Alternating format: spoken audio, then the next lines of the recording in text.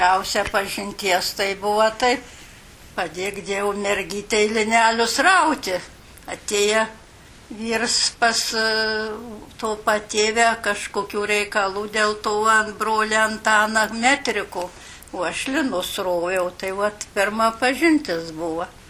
O paskiau tai antrą kartą į Šiluvą nuvežė, į nuo to Šiluvos Šilinių susipažinom vasario mėnesį apsiženijim. Tai tokia draugystė buvo, kokį neilgą. Ne metai, ne keli ten mėnesiai. Tai va.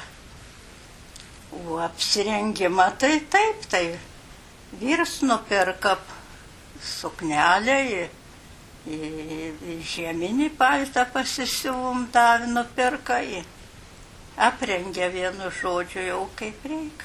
Tai va. Toks suknelė balta buvo.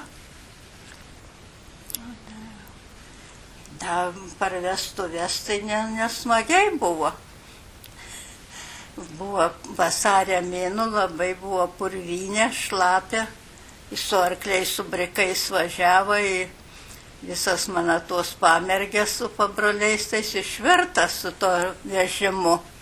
O mes kur važiavom, nuvažiavom pirmai, buvo 4 mūsų vienu kartu šliūps, 4 čia tų choristų, bet įgalas.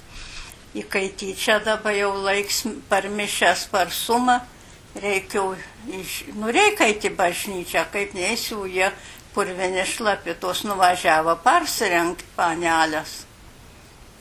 Dabar jau susiaimi bažnyčią.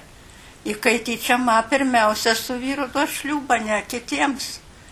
Dabar aš neturiu nieko savųjų už nugaros. Tai buvo ta uoda amžinatės, nesu ta žmona, kur gyvena, su pirmutinė buvo pirmas šliūps.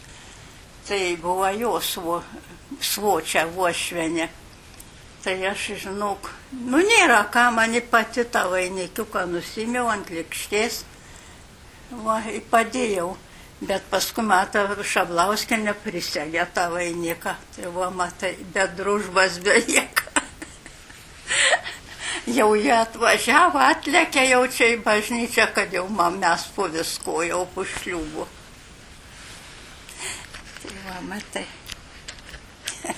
Man įdomu pačiai prisiminti, pasijuokti iš tokių dalykų, kokių atsitikimų.